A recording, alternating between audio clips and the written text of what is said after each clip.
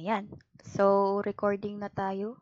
Para sa video na to, ang pag-uusapan natin is yung two-port network parameters. This is 2 or 3 points ata daw sa TOS natin. Bale, didiscuss natin specifically yung conversions, yung symmetrical at saka reciprocal na conditions, at saka yung transfer function na nasa TOS, pero hindi ko sure kung matatanong siya, pero just in case, no? It's good to know. Good to know the what? Ayan. So, ito yung two-port network parameters natin. Nabigyan naman na siya ng introduction before ng guest speaker natin tsaka dun sa may Smart Edge. No? Napahapyawan naman na siya. So, ito yung definitions niya, no? Yan. Bale, dalawang separate ports, tas may input ka, tas may output. Tas yung current pumapasok sa isang terminal, tas lalabas siya dun sa kabilang port. Okay? Ginagamit siya sa attenuators, sa amplifiers, at saka sa filters. Kaya siya pinag-aaralan. Okay? Yan. So, unahin na natin yung yung conversion ng two-port network parameters. Ito yung binigay sa pre-board halos, pero iba yung nandito, nakalimutan ko kasi. Pero na-discuss naman na siya sa review center, no? Hindi ko lang sure kung nabigay na yung PowerPoint ni sir, pero ito yung mga formulas na gagamitin doon. So, itong Z, okay, Z12, ito kasi yun, di ba? So, alam na natin na 10 to. Hinahanap pala natin yung mali daw, yung hindi daw equal sa conversion nitong Z parameter na to. So, itong Z12, yan, tama tong letter A, kasi 10 nga nakalagay dito eh. So, ito, yung Y natin, yung Y12, pag gamitin niyo yung calculator, tapos input nyo lang to sa matrix, tapos kunin nyo yung matrix A, tapos erase nyo sa -1 para makuha yung inverse, equals, tapos may lalabas na matrix nun. So, yun yung Y parameter na conversion. Ito yung lalabas. So, tama rin to. Okay? Ang hindi madaling hulaan is itong H12 at saka itong A is equal to 50 kasi may formula para doon. Ito yung formula, guys. So, sa H12, ayan yung formula. So, kapag sinolve nyo to, guys, gamit itong values, ito yung makukuha nyo. Maliban dito sa D, okay, kakaiba siya. Ito yung mali. Okay, kasi ito yung formula niya, Z11, Z21. Okay, so pag, ito yun eh. So, magiging 50 divided by 10. So, dapat ang A natin is equal to 5, hindi 50. So, ito yung mali. Okay, mali dyan na conversion. So, ito yung formulas para sa conversion ng hybrid at saka T or ABCD parameters. Yung T, ibig sabihin yung transmission. Okay, kasi ginagamit ito sa attenuators. Ito yung ginagamit na parameter kapag cascaded networks or sa amplifiers natin. Okay, so ito yung formulas. Sa hybrid, siguro palatandaan dyan, laging yung denominator mo is Z22. Ito. Tapos, kapag naman sa T parameters, yung denominator mo is itong Z21. Ito. Yan. So, medyo mahirap tandaan, no? Pero, ito kasi guys, yung ito, no? Medyo kaya mo pang mag-eliminate dito eh. Kasi makikita mo yung A. Kasi sa ABCD, dito yung A, B, C, D. Tapos kung yung A mo dito is 50, tas kakaiba yung values mo dito, malalaman mo na parang hindi ito yung tamang conversion. Mafe-feel mo na hindi ito yung tamang conversion. So, kaya pa to gawin or sagutan gamit yung elimination. Okay? Pero dun sa iba, parang hindi na. Hindi ko lang sure, no? Pero, ayan, kung gusto nyo tandaan nyo, no? Kahit ako, di ko po kabisado yan. Itong ABCD, yan din. Although medyo mas mukhang madali ito kaysa dito. Etong A at B, tandaan nyo to guys kasi gagamitin natin yan sa transfer function. So, bali itong det Z dito, na, ano lang yan, hahanapin nyo yung determinant ng matrix. So, gamitin yung calculator, tapos hahanapin yung determinant ng matrix. Tapos, yan, yun yung ilalagay yung value dito. Okay? So, ayun. Try nyo to, problem 2 eh. So, try nyo mag-substitute ng formulas dyan, tas may sagot na rin. Ayan yung mga sagot. Ito. Yan. Okay? So, ito yung mga formula din kapag ang binigay is hybrid, tas gagawin mo siyang Z. Okay? Kapag naman hybrid, tas gagawin mo siyang T or ABCD parameter. So, bakit nilagay ko rin dyan? Kasi, ang madalas na ginagamit na parameter is yung Z parameter at yung H parameter. Sa H parameter kasi ginagamit siya sa transistors. Okay? Tapos yung Z parameter, yun, common din kasi impedance yun eh. Tapos yung G, inverse hybrid lang yun, so kabaliktaran lang na ito. Okay, kapag may hybrid na binigay, gamitin nyo lang ulit yung matrix mode sa calculator, tapos i-inverse nyo lang, makukuha nyo na yung G parameter. Okay? So, yan. Although, baka tingin ko rin, di ko rin kakabisaduhin yung mga yan. Pero, ayan, kapag may time, or pag kaya pa ng brain cell, no, tandaan to. Okay, yan. Next, so, characteristic na tayo. May dalawa kasing characteristic yung mga two-port network parameters natin, which is yung symmetry at saka reciprocity. Kapag sinabi nating symmetrical, okay, kahit pagbaliktarin ko yung ports natin, pag kunyari nabaliktad ko ng saksak, okay, hindi maapektuhan yung values natin at yung system natin, ganun pa rin yung magiging behavior niya. Okay, yun lang yung ibig sabihin. Kunyari, yung port Z11, tapos yung port Z22, na pagbaliktad ko sila. Kahit na pagbaliktad ko sila, okay, parehas lang yung magiging values. Okay?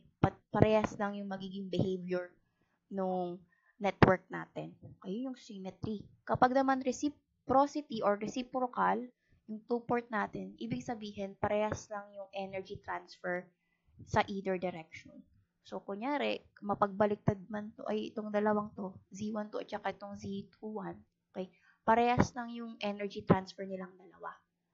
Okay, katulad nito. Ayan, yung value, parehas lang. Itong Z12 at saka Z21, parehas ng value. Numerical value, parehas.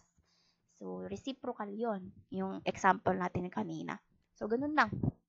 Itong sa Z parameter, yung natatanong, madalas, no, sa evals, pati sa ESSER, natanong yan. So, itong dalawang yan. Pag Y parameter, kamukhang-kamukha niya lang talaga. Na bago lang itong Z naging Y. So, itong ABCD at saka yung sa H parameter, medyo kakaiba sila. Pero pakitandaan na lang din, no, kapag symmetry, ganito, A is equal to D. So, kapag H parameter, itong determinant dapat to, itong determinant ng H matrix mo, dapat equal siya sa 1. Okay, nakakalculate yan. So, dapat 1 siya. Kapag 1 siya, yun, symmetrical siya. Okay? Ganun lang din sa may reciprocity nito. May sarili silang condition. So, ito, kapag A times D minus B times C dapat equal sa 1. Tapos, itong H12 is equal sa negative. Itong H21, ibig sabihin, reciprocal yung H parameter mo. Ayun na, hindi siya necessity Hindi necessity. Kunyari, may Z parameter ka tapos hindi equal yung Z11 at Z22. Mali na yon. Mali yung given. Pwede sila na hindi symmetrical. Okay? Parang characteristic lang to. Kapag hindi equal, ibig sabihin, hindi asymmetric siya. Okay? Hindi siya symmetrical. So, pag pinagbaliktad ko yung port nun, mag-iiba yung behavior ng system natin. So, ayun lang naman. Okay? So, ito yung MCQ. Unang MCQ natin. May binigay na ABCD parameter. So, yung A daw natin, okay, ganito yung tsura pala niyan, guys. No? Ito yung A. Pag sa matrix form, yan yung A, B, C, D. Ayan, ganyan yung tsura. Nakita naman ito, no? Na-introduce naman na tato dun sa may intervention na una. So, ganyan yung itsura niya. Okay? Kapag pinlat nyo na sa matrix. So, ayan, binigyan tayo. Ngayon, aalamin daw natin kung reciprocal ba yan or symmetrical. So, unahin natin yung symmetry. Sabi doon, dapat, pag symmetrical daw, dapat yung A. Okay? Ililipat ko na lang ng slide. Ayan. Yung A daw, dapat equal sa D. Okay? So, tignan natin kung equal ba. Ayan. A dapat equal sa D. Kung equal naman, no? Pareha silang 2. So, ibig sabihin, itong ABCD parameter ito is symmetrical. Ngayon, check natin kung reciprocal ba sila. Okay, reciprocal ba yan? Reciprocal ba yan? Ito yung condition. So, AB minus BC dapat equal sa 1. So, parang naghanap ka rin ng determinant nito. So, yung determinant dapat nito is equal siya sa 1. So, ito yung formula na. No? Ito yung solution. So, yan. 2 times 2, 4. Minus 3 times itong 0.5. Tapos, ang naging sagot is 2.5. O yung determinant niya is 2.5. So, di siya equal sa 1. So, ibig sabihin, di siya reciprocal. Okay? So, ang sagot dyan is letter C. Yan. Symmetrical but not reciprocal. Ganun lang. Okay? So, ito, tandaan nyo to guys kasi feeling ko mas likely to na lumabas kesa dun sa conversions. Okay? Ayan. Tandaan nyo yan guys. Next, in a reciprocal two-port network, which of the following is always true for the voltage transfer function expression? Okay, ang clue mo dito is reciprocal. So, ano ba yung mga conditions na discuss natin sa reciprocal? Okay? Ito ba yun?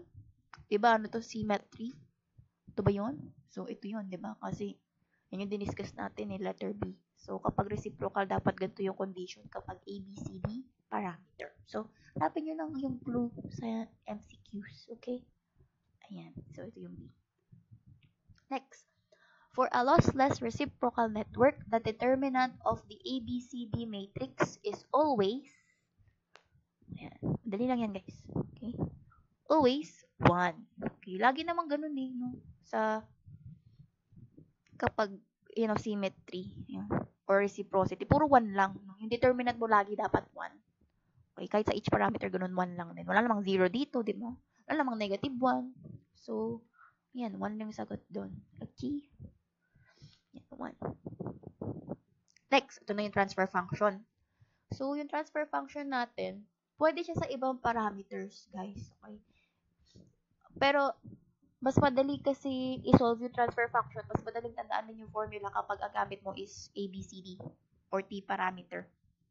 Okay? Ito rin yung common talaga. Okay? Diba, pag transfer function, output all over input. Okay? So, ito dito, ito yung voltage natin, diba? So, V2 all over V1. Okay? Ratio siya ng voltage transfer function. So, equivalent yan sa 1 all over A plus B all over ZL. So, itong ZL is yung load. Okay? Impedance to ng load kapag nagpasok ka na ng load sa network. Okay? Na-derive din to sa dito sa parametric equations. Ang alam ko kasi itong I2 parang inequal to sa V2 all over ZL. Something like that. Okay? May derivation yan, pero hindi na natin di-discuss yun kasi ang point dito is alamin yung formula na gagamitin para mapadali yung buhay natin. So, ito yun. Kamukha lang niya yung yung negative feedback halos, di ba? Pero ito 1. 1 all over A plus B all over ZL. Okay? Meron din tayong current transfer function. Pero mas less common daw kasi ito. Pero nilagay ko naman yun sa gilid. So, ito naman, 1 all over D plus Z tapos yung impedance ng source. Kaya S. Source. Okay? So, ayun lang naman. Ito yung, again, yung formulas ng A tsaka B natin. So, tandaan nyo lang to guys. No? Yung A is Z11 all over Z21. Ito A all over C. Bale. Parang ganun. I mean, sa ano natin pala, Z parameter to. So, pag may binigay na Z parameter ito. Pwede mo siyang i-solve gamit Z parameter pero mahaba kasi. So, mas maganda i-convert mo muna siya sa T.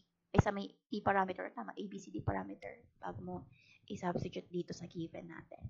Okay. So, yung Z11, Z21, nandito yun. Sa pag-Z parameter, Z11 all over Z21.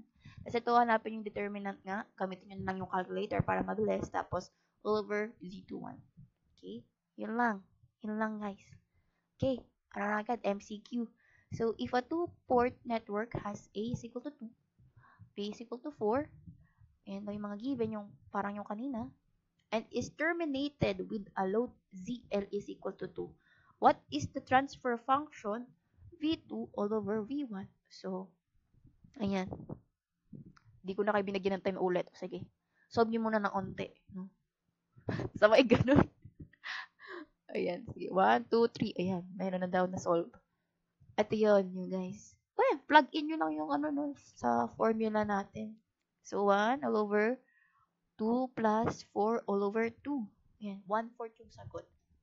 In some cases, hindi magbibigay ng ZL. So, i-assume na lang yun na 1 if I remember correctly. Kasi matagal ko nang ginawa tong PowerPoint sa two-port network.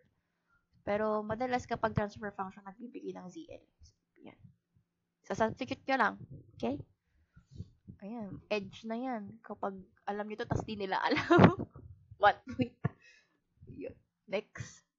The open circuit voltage transfer ratio, ZL, approaching daw sa infinity of a two-port network with, ito yung binigay na Z parameter.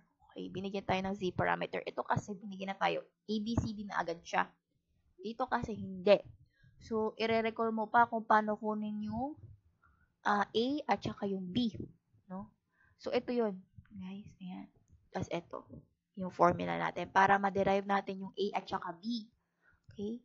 So, yan. Bigyan ko muna kayong time. 1, 2, 3, 4, 5. Oh, yan. Tapos na raw. May sagot na. Yan. Letter C.